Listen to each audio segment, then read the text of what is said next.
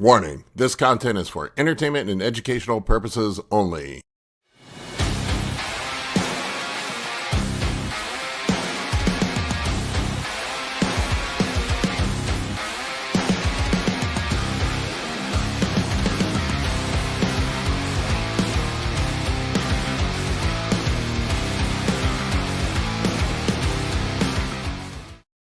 Warning, this content is for entertainment and educational purposes only. Whoops, sorry about that. I had that on repeat. Forgot to turn the repeat off. Welcome, folks. Big Paul here. We're going to talk about how to build an off-season cycle today. Not contest prep cycle, but cutting cycle. We already did the off-season cycle. I'm going to run through the cutting cycle for you and how to build that. This is an excerpt. The content is derived from my PED cycles cheat sheet that you can pick up on the Anabolic Bodybuilding website for $30. It's super cheap. I packed a lot of information in there for $30. It's 30 pages long. There is information on how to build cycles, and there's also PED profiles for each major PED that's used in a cycle.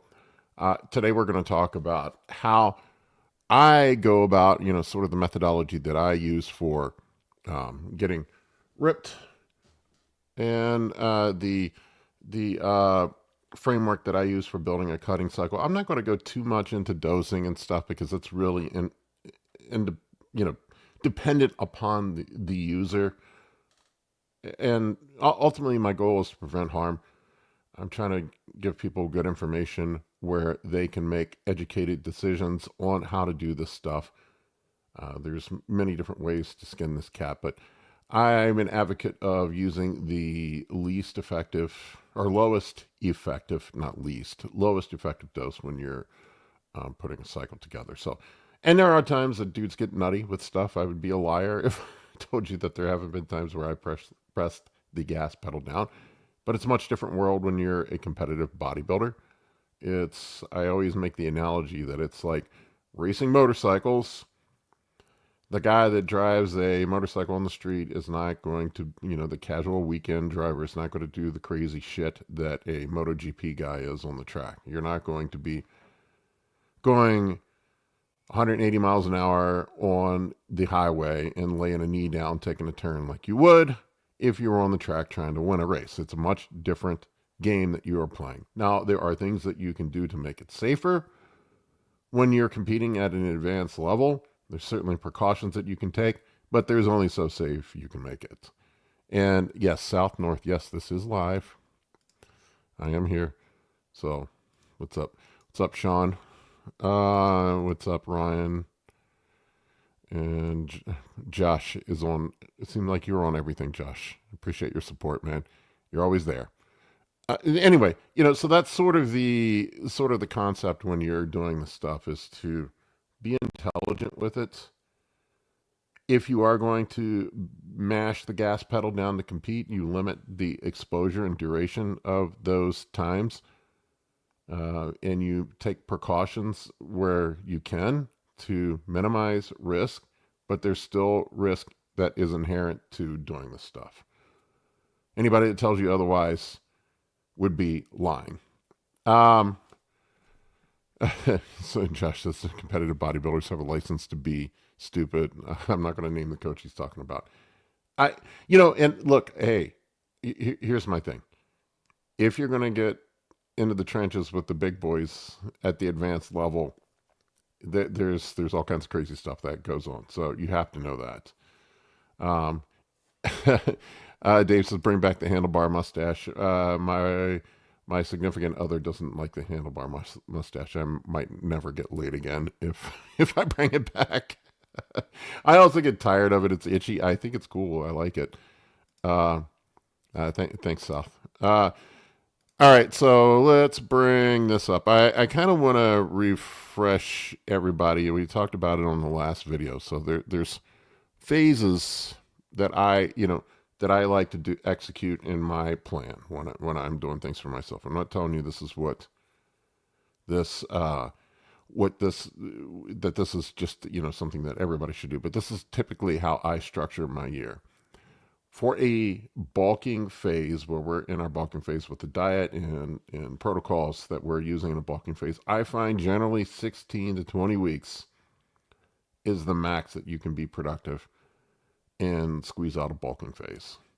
Um, and that is just what I found. And when these guys that say they're going to take a 2 year off season or 3 year off season, I have yet to see that be productive. I just haven't. It generally doesn't work, and there are a multitude of reasons for that. Running high doses of drugs for long periods of time, after a while, you're just in a toxic state. Eating tons of food for long periods of time, digestion starts to go to shit. Gastric emptying sucks. Then you also have issues with insulin resistance, and I would imagine myostatin probably goes up. There's all sorts of compelling reasons to back off, um, and back off. Joel was asking about um, a break between a bulking and cutting phase. Ultimately, in an ideal world, there should be. I usually like to program in a 6 to 8 week cruise. I talk about that down here, where you have really 12-week cruise. If you're just a casual gym goer, is probably more intelligent. I did a 12-week cruise after my show this year, to allow things to get back to baseline. I wasn't training hard after my show. I didn't see a reason to even just be pushing the gear down. It didn't really make a whole lot of sense. Um, there's a bunch of reasons why not to do that. So I, I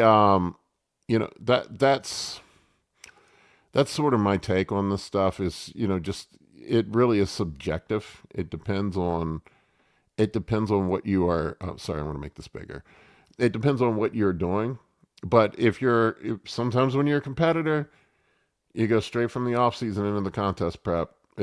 I did, I've done it before. I don't know that it's ideal, but I would say at least a 6 to 8 week cruise between phases is probably ideal. Give your body a break. I know that's not a huge break, but get back to some sort of baseline.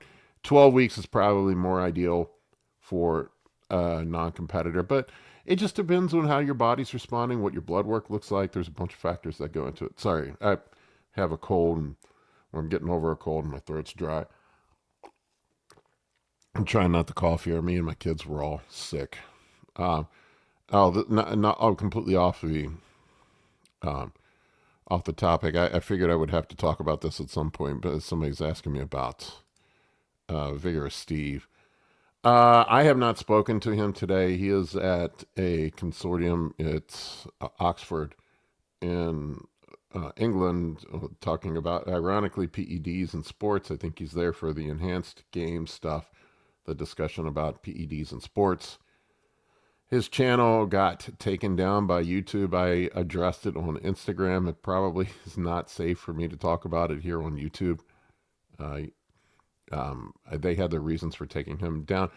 I think it's because Steve was critical of a certain anti-doping association that probably got him in trouble. That would be my guess. I don't know.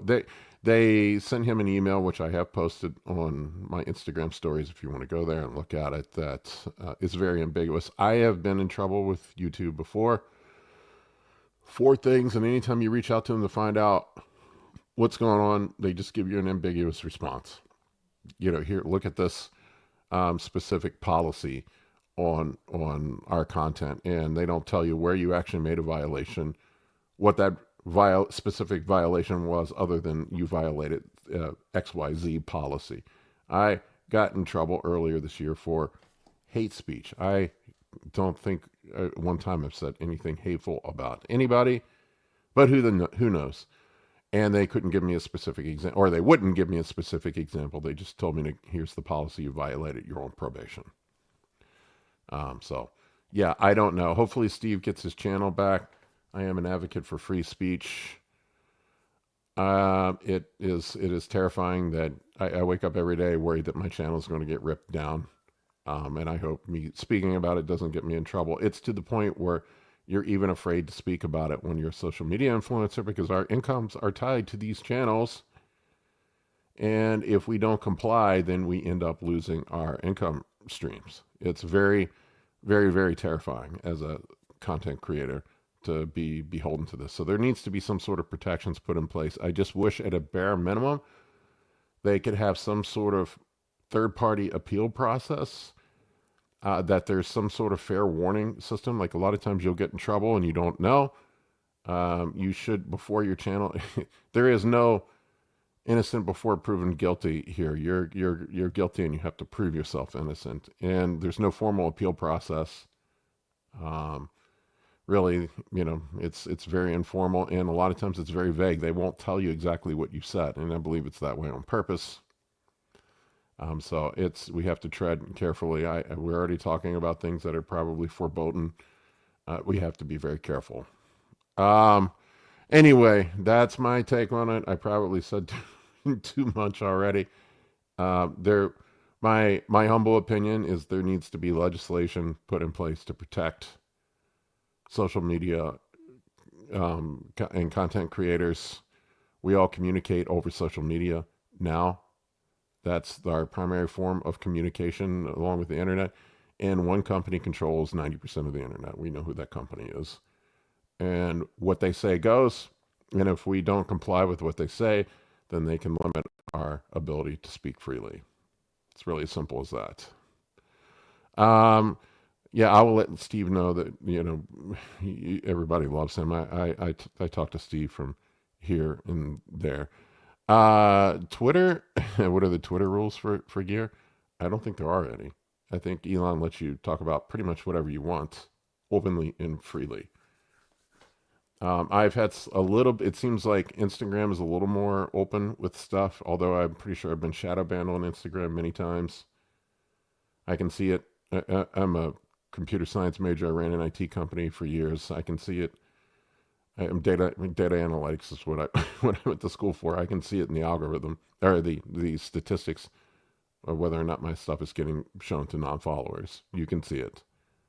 It's pretty apparent. They don't tell you that you've been shadow banned, but you can see it when your content gets 98% viewed by followers, and you get like 5 views from non-followers. It's pretty crazy. We live in wild times. We need to keep the internet free and open, and I advocate for keeping the internet free and open. And I think the way you counter, I know there's a concern about misinformation, and the way you counter misinformation or dangerous information is with good information. You can't let that dictate the ability to censorship. And I think a lot of it ultimately comes down to just pressure from sponsors. It really just boils down to money. And anyway, that's my take on it, and hopefully my channel isn't next. I wake up every morning fearful that I am going to get taken down. I try to walk the line. I try to be appropriate. I am honestly here trying to help people, keeping people from hurting themselves, and share good information. That's really my intent of the channel. And we're a small community. I don't think we're hurting anybody. That's just my take on it. Anyway, back on track with this stuff. Okay, so yes, the cruise phase. Are most guys going to go 12 weeks on a cruise phase? Probably not. I would say 6 is the bare minimum. 8 is probably the good middle ground. Oh man. So we did the bulking cycle before. Let's take a look at the cutting cycle. This is how I structure my cutting cycles typically. A testosterone base. Now the ratios of compounds get different when you go into a cutting phase. I usually push my DHT derived compounds higher than my test. That ends up with a drier, harder look that we're looking for when we're on a cutting phase. Usually I shift it towards the back half of the cut. I'll start off somewhere, really at the beginning of a cut, I'll start off like probably equal amounts tested to my DHT derived compound. Generally, it's going to be test in Masteron or test in Primabol, or a combination of Primabol and a Masteron. Uh, I like Primobolan better for an off season. I feel like Primobolan is more anabolic and keeps you fuller and harder. I feel like Masteron dries you out a bit too much, and that can be detrimental in an off season. Unless you're a water bag, then maybe it's helpful. This is really dependent from person to person. Primobolan does seem to be a bit more anabolic and helps hold fullness a little bit more uh, than Masteron does. But I do like the way I feel on Masteron. If you want great sex drive, you want to be a horny MFer, Masteron is your jam. I like it on a cutting cycle because it does tend to dry me out more. But that's my take on it. Somebody's asking me about Lamb of God songs. I use Omerta as my posing song. That's my posing song for contest. Um, anyway, I mean, I just love Lamb of God. I'm from Virginia. They're from Virginia. We've got some good metal bands that have come out of this area. Also, Dying Fetus is another one. It's come out of the DMV. Okay, so I start off with a test-based primary anabolic. Usually, I scale that up. Like I'll run the DHT one higher as I get deeper into my cut. HGH, I think really for most people, if you're over 35, GH is sort of a mandatory, I think. I I don't know why you wouldn't run GH. Um, I don't know why you wouldn't run GH with the cycle. For cutting cycles, you don't probably need as much as you would in an off season. I know GH has some lipotic effect, but at the end of the day, there are better and cheaper options for fat burning. If you want to run it higher, that's fine. I usually run somewhere between 6 to 9 units myself when I'm cutting. I actually have backed down to 9 units right now. That's what would you chat and be the best album for dying fetus? Oh man, wrong one to fuck with. Is that the album or is that the song? I can't remember the name of it. All right, and so HGH is going to be in there as part of our stack.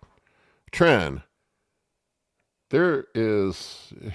I have a love-hate relationship with Tren. I think most people do. Some people tolerate it well. There is no better PED for improved body composition than Tren. I wish it were not that way. But Tren makes me feel awful. I can't sleep. I get anxiety, but I transform on Tren. Within like 2 weeks, my body looks completely different on Tren. Nothing else has that effect on me, ever. I did my entire contest prep last year without Tren. I just ran the Masteron and Primobolan a lot higher and ran high doses of Winstrol at the end and got it done. But Tren is really the ultimate for better body composition. I saved the Tren on a cut. So here's my take on the Tren. If you have a ton of body fat to lose on a 16-week cut, realistically, rates of fat loss are probably somewhere around 1 to 2 pounds per week. 2 pounds a week of fat loss is going to be 1,000 calorie a day net negative energy balance. So we're going to have to do that somehow in some combination of fat burners, calorie deficit, and cardio. I think that is about the max doable without losing muscle tissue and looking like a string bean at the end of a cut. So realistically, on a 16-week cut, probably the max we can take off with a little bit of water weight's about 30 pounds, somewhere in that range. That's what I've seen. So if you're north of 30 pounds that you need to drop, you're going to need a couple cut phases. Now I'm circling back to the Tren. There's a tie-in here. I would not run Tren if you need to run multiple cut phases. I would not use Tren until you're down into single-digit body fat. I just don't think the juice is worth the squeeze until you're 10% or below. If you're 10% or below, you're going to see a lot of benefit from Tren. The juice is worth this. And there's some unique things that Tren does that just other drugs do not do. The increased feed efficiency, where actually you can gain tissue on a calorie deficit. There's some other benefits to it as well. Glucocorticoid suppression. There's other things that Tren does. And some people, somebody's asking about side effects with Tren. Are they really as bad as they say they are? Some people don't get side effects from it. I can run 20 milligrams a day, which is just a nothing dose, and I can't sleep. Everybody's different. Everybody has a different response to it.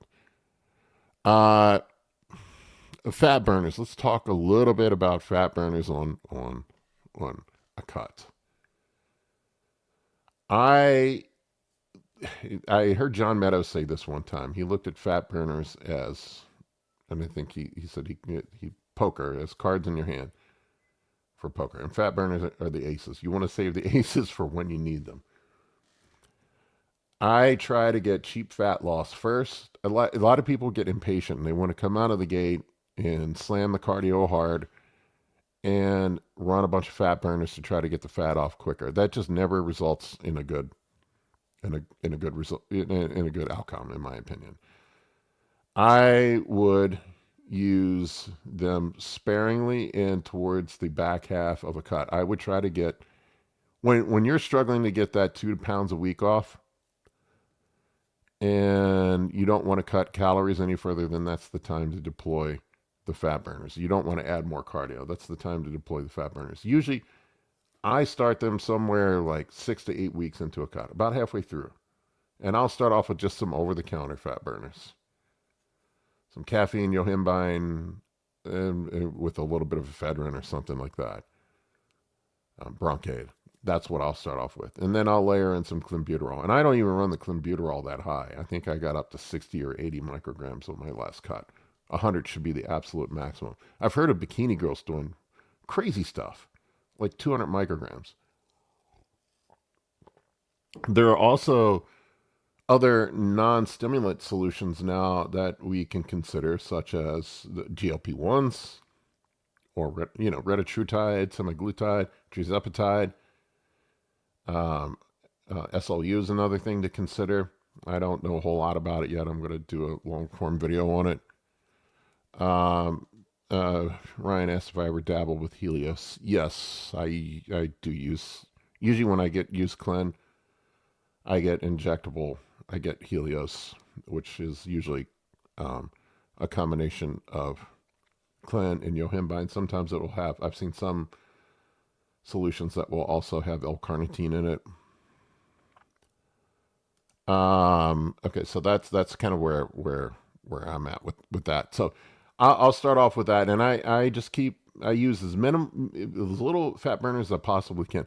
My goal on contest prep / cut, I want to hang on to as much muscle as I possibly can.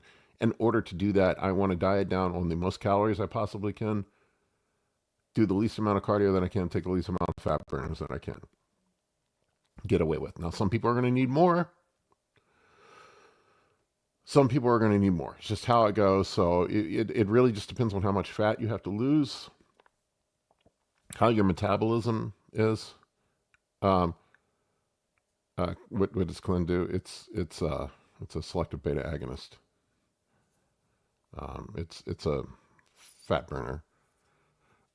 So that's my take on Clen. Anti-estrogens, I don't care what anybody says. There's been this group of people that were saying, estrogen's good for fat burning. That may be the case, but I just find when you get down to that last little bit, I know studies show that, but when you get down to that last little bit of fat, if you're trying to get like super shredded, I have not seen anybody get super shredded and hard without suppressing their estrogen to some degree. I just haven't. Water retention and other things. Now, I'm not saying that you want to live like that year-round. Crushing your estradiol is not a good feeling. I would say for most people that are just trying to do fat loss and look good for the summer, you don't need to do that. For the bodybuilder that's on contest prep and is trying to be chiseled and have that dry, hard look on stage, you're probably going to need to bury your estrogen in the last little bit of the cut, last month or so. For the dude that's just trying to look good at the beach, you don't need to do that. But you do need to control you do need to control your estrogen to a certain degree on a cut. Now, if you have your PED structured properly, that's going to do it. Oral steroids at the end, if you're a non-competitor, I wouldn't even mess with Winstrol.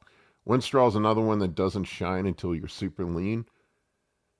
And I have never had anything that will fuck my liver enzymes up like Winstrol does and make your joints feel like absolute hell. Oh my gosh. I only ran it the last 3 weeks of my contest prep this year, and my joints hurt for 2 months afterwards. It is hell on your joints. It gives you a clean, hard, dry look. Orals that I would deploy at the end, I probably would just stick with good old Anavar. Good old Anavar is just fine at the end of a cut. And once again, if you're not super lean, if you need to do multiple cuts, then I probably wouldn't even layer that in. For the dude that's obese and needs to lose more than 30 pounds, I would probably just keep it simple. Test master on GH, that's all you need. Maybe some over-the-counter fat burners as needed. Or if you have trouble with appetite, maybe a GLP-1, you can talk to your doctor about that. That's probably all you need to get in shape if you're obese. If you're a guy that's, already pretty lean, 12% gym bro bodybuilder, and you want to look ripped, 15%, and you want to look ripped for the summer, you can deploy some of these other tools to get that hard look. All right. Any questions here? Let's see here. T-Man, if I ever want to get lean, I want to stack Anavar with Winnie just because I want that glass look. I've tried stacking them before, and I wouldn't do it again. my liver values were just awful. What I would do is run Anavar for a period of time, then switch to Winstrol. I wouldn't stack them on top of each other. Any experience with injectable Winnie? Yeah, you're going to get joint aches from it. The risk with the injectable Winnie is it's water. It's a water-based solution, and I have heard of multiple guys end up with abscesses from it. If I recall correctly, Jay Cutler had a horror story about abscesses from Winnie, injectable Winnie. So that is a risk factor you got to consider with injectable Winnie. It's a water-based solution. Let's see here. Any other questions? This is not really related. What is your opinion on Anadrol, and is your opinion on Halotestin? Anadrol is more of an off-season compound for strength. The primary benefit you're going to get from Anadrol is CNS motivation and increased strength. It's more of a powerlifting drug. Or strength athletes, if you were in an off-season and you needed a push with strength, Anadrol is good for that. I know a lot of old school bodybuilders like running that with EQ in the off season. I just can't tolerate Anadrol anymore. It just gives me the worst. I loved it when I was younger. It just gives me the worst acid reflux imaginable. Halotestin, I have run that at the end of contest prep before, just like the last 10 days. Just small amount, 10 milligrams, just to kind of help get you through that last week. I don't know that it really contributes much of anything extra to your look. I've heard some people say it makes you harder. I used to do Halotestin in Anavar the last, 10 days before my show. For a general gym bro, completely unnecessary. You don't need to do that. These are the high toxicity drugs. These are the ones I'm talking about. Like, this is the racing 200 miles an hour around the racetrack, 180 miles an hour around the racetrack. That's not for the weekend warrior. Stick with the safe stuff if you're a weekend warrior. All right. Any way to mitigate gyno symptoms from HGH? Yeah, get gyno surgery. Everybody who does bodybuilding ends up getting gyno surgery. Are you doing any interviews at the Honor Classic? I don't know what that is. Oh, Josh is asking me about D-ball. Yeah, I've been running a little bit of D-ball the last few weeks because my estrogen was completely crushed. I feel like my estrogen's come back up now. I can kind of see myself getting a little bit bloated, holding a little bit of water now that I didn't before. I usually stay really dry. I'm not a guy that holds water, but I am holding a little bit of water now. I can see like I've lost some of my veins in my arms. I always see it in my extremities when I'm holding water in my arms and my legs. Like I lose some of the vascularity and the separation. I'm just running 25 milligrams of D-ball a day because my estrogen was absolutely crushed. It was buried. And this is the first time I've run D-ball in almost, Jesus Christ, 25 years, something like that. It's been a long fucking time. Now, I've been very anti D-ball, and I would say it's not appropriate for about 90% of people. The only people that seem to be able to handle D-ball and like it are people that are low estrogen converters. If you're a high estrogen converter, then look the fuck out. You're going to grow boobies and be a water buffalo with um, a bunch of gyno and zits. Jason Sawaka, mid-sized dick Paul. Yeah, you saw my joke. um, yeah, T-Man, you have to be on a diet with D-ball to control the bloat. Am I going to be at the Arnold Classic? Yes, I will be there. Vigorous Steve, myself, Chase, and the crew. We have a booth. We'll be sharing a booth. I don't know the exact booth number, but we'll be over by the strongman, where the strongmen are competing, and we're gonna hang out there and meet fans and talk to people. Thoughts on T-ball? I don't know. I've never run it. I've never felt a need to run it. I honestly, I don't really run orals that much anymore. Very rarely do I run orals. A few weeks out of the year, I just feel like they have all the bad side effects, and unless you need to leverage something specifically that you can't do with a safer compound, there's really no use for them. Um, what do you think about a little Tren and Nandrolone at the same time for mass? Well, if you don't like your dick working, good luck getting a boner or having an orgasm. That's going to be the What's the longest amount of time that you stayed on before cruising? 10 months. I'm trying to think. Last year, I had a really long run. I went straight from contest off season into contest prep. That was 2023. So 16, 30 weeks. So yeah, whatever that works out to be. That's the longest I've ever gone. Usually around 16 to 20 weeks, you start feeling it. Let's see here what we've got going on. Any other? Let's see this one. Hey Paul, have you seen other guys not respond to orals like Anadrol? It's kind of been happening to me. Janice Shake tested. Yeah, I mean, everybody responds differently to these certain compounds. I mean, like there are a lot of people that like Tren, and then other people say that it sucks. Um, but anyway, all right, folks. Any last questions? I'm going to wrap this up here soon. I'm going once, going twice. Hopefully, you guys found this helpful. Hopefully, my YouTube channel doesn't get nuked.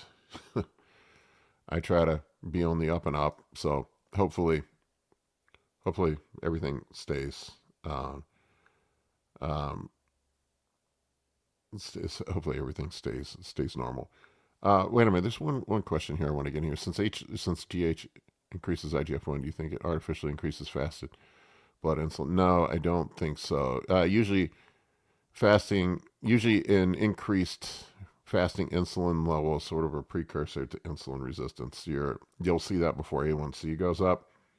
So you probably have some sort of insulin resistance going on that's causing a rise in insulin production. Your body does that to deal with the insulin resistance, and eventually the insulin can't keep up, and then you get increase blood sugars, and then A1C will go up. You'll have increased glycation of the red blood cells, and then thus a increase of um, thus an increase in A1C. All right, I am going. This is going to be my last one. I swear. Why is Dbol so bad? I heard that it's strong shit, even though you get bloated, and don't keep the gains. But there has to be a way to keep the gains. I just don't know jack shit about gear. All right, so why it's so bad? It's not that it's. I hate speaking in absolutes, and I've done a few videos, kind of clickbaity shit videos, where I talk about Dbol being trash. It's trash for 85% of people. For 15% of people, it's the best thing since sliced bread. What specifically is the issue with Dbol is the conversion to methyl estradiol. And methyl estradiol is a recipe for gyno, acne, bloating if you're prone to these things. And if you already are a high estrogen converter, you're just asking for trouble. Dbol is very anabolic. A lot of people find that it gives them a state of euphoria. That may be the methyl estradiol that makes you feel euphoric. I don't know. But if you're a person that doesn't have their body fat in check, if you're a person who has any proclivity to gyno, acne, or bloating, you probably should stay away from Dbol. For the guys that stay dry, the guys that stay hard, the guys that stay lean, the guys that are low estrogen converters, it can be a godsend. So really, that's sort of the effects of Dbol that are bad for most people, because most people are higher estrogen converters. Most people are not below 12% body fat. And if you're not in that club, then Dbol's not for you. Somebody's asking about nutrient partitioning. I'll do another video on that at some point. Not all calories are created equally. It's all on what your body does with the macronutrients, or the nutrients when. Anyway, I think that is it, guys. I appreciate each and every one of you. Thank you for your support. Go out there, and if there's anything you can do to help Steve get his channel back, complain to the people that you can complain to about it. We need to protect our right to speak freely on social media. Stand up for free speech on social media. I appreciate each and every one of you. Thank you again for all your support.